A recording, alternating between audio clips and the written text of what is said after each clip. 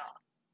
You really don't. And I think it's a part of your brain where your brain tries to make sense of what it's seeing and it can't. So you got the fight or flight mechanism that happens. Mine is always the flight, and I'm always taking off.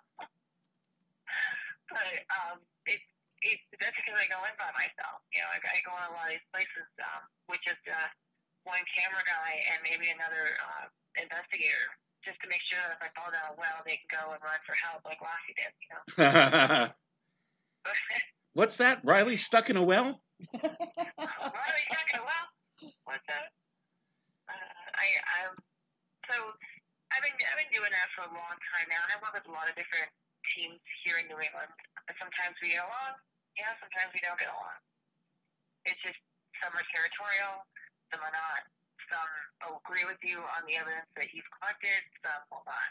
I think that goes just about anywhere, but it's really big here in New England. And I think it's because it's the most haunted part of the United States. It's the oldest part of the United States. So you're going to get a lot of more activity out this end.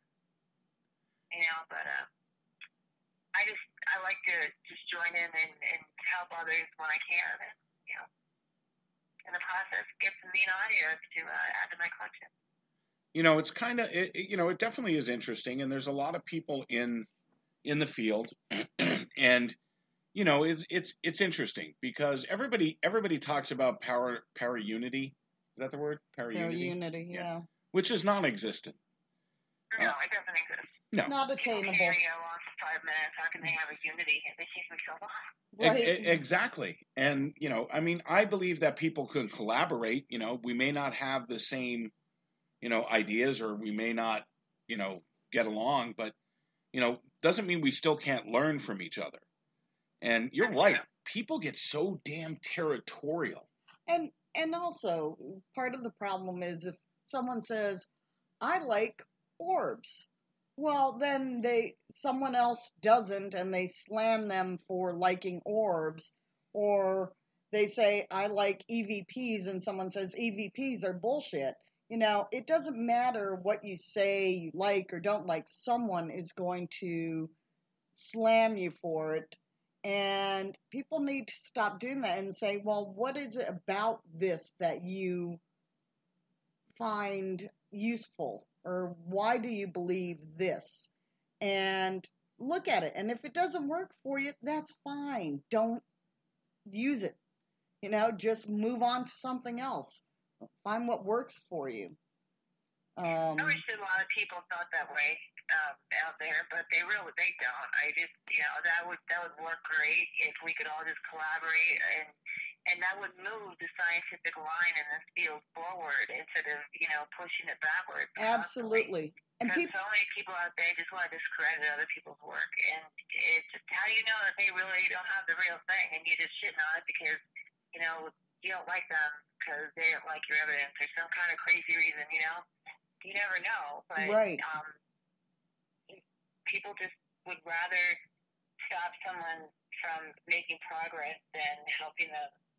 Right, and people don't want to share evidence with other people.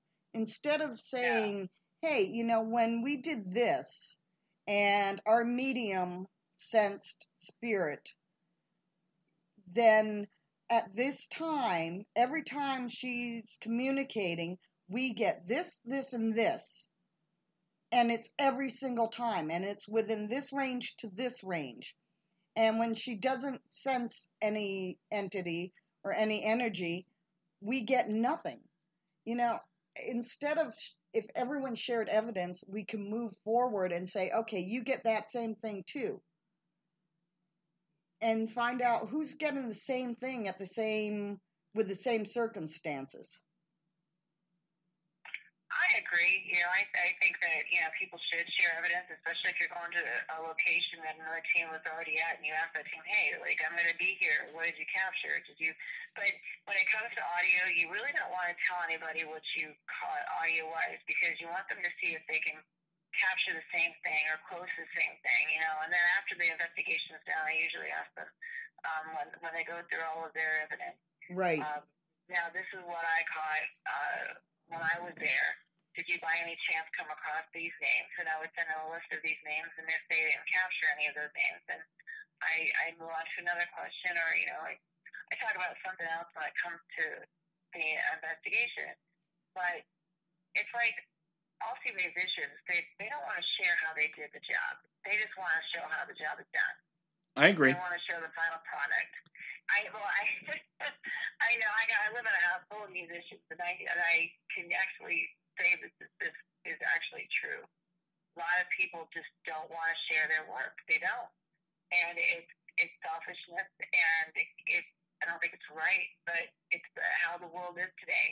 Now, 50 years ago, people would be, I think a lot kinder, a lot nicer, but nowadays they don't care.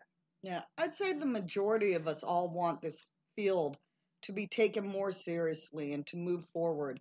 And the only way that's ever going to happen is if people are willing to sit down and compare evidence they caught at similar places. Like you said, did you get Uncle Bob here? Because I got Uncle Bob. Oh, yeah, we got Uncle Bob too.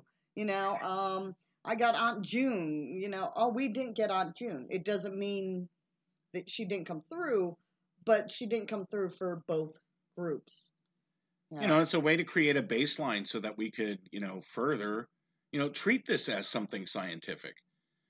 Every piece, and you said it best in the beginning of the show when you talked about the piece of equipment that you spend $86 on, and all it is a glorified version of a K2 meter. And if you when you get into a lot of the,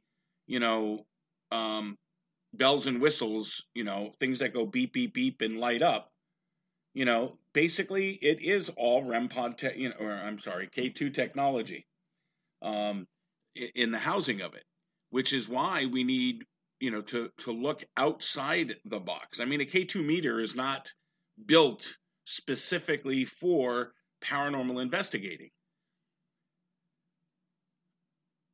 It's used to check for EMF in your home. Electricians use it. You there, Riley? I'm only capturing half. I don't know if...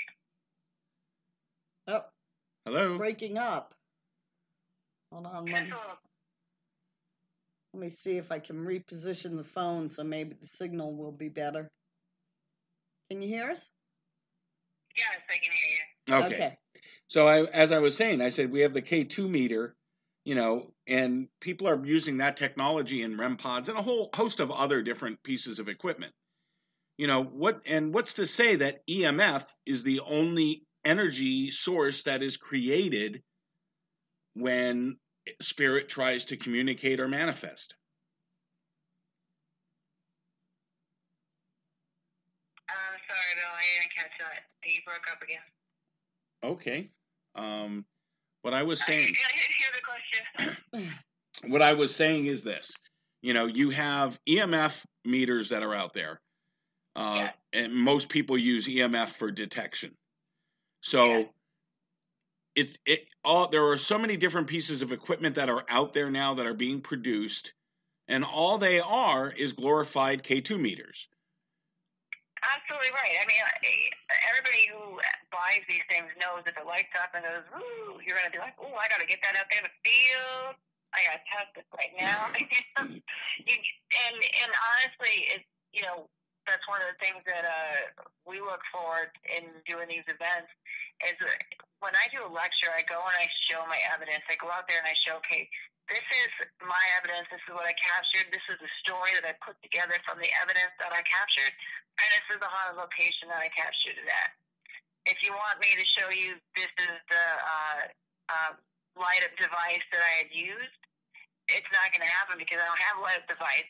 I have maybe little teeny tiny sensors that I would put on the floor to see if somebody was walking across the floor and see if, if it vibrate and light up. But, it's not about how you capture the evidence. It's about chasing the energy. Exactly. And that's what soul is. It's energy. So you don't want to capture it.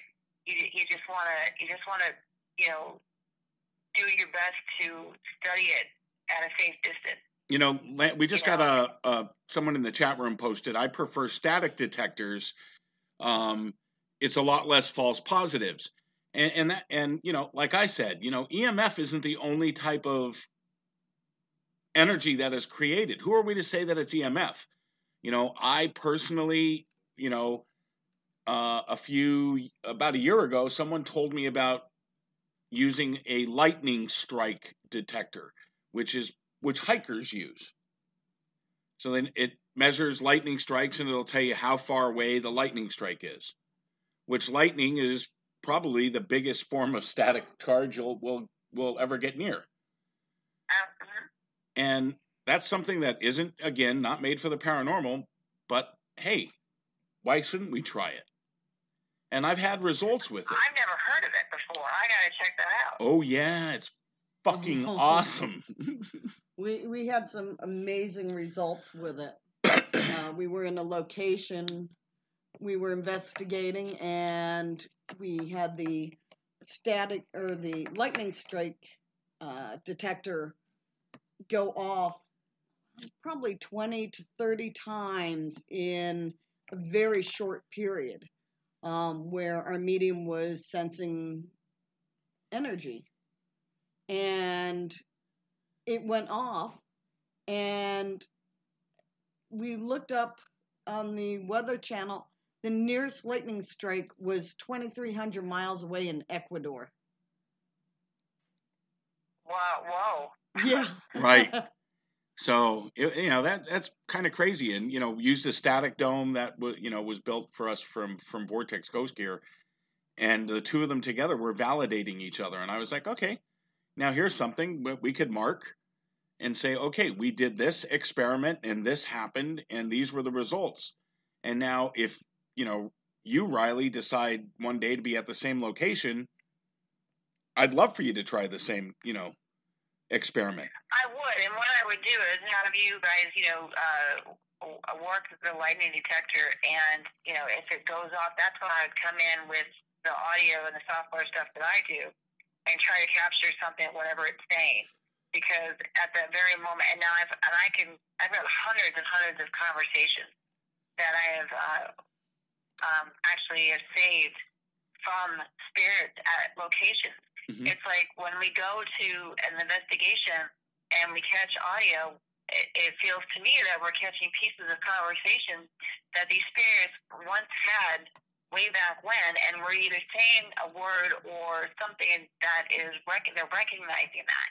And they're continuing on with the conversation they have like they didn't miss a beat.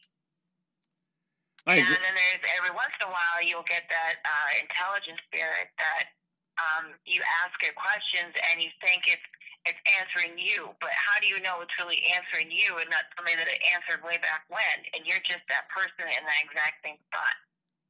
Asking the exact same question. Asking the same question.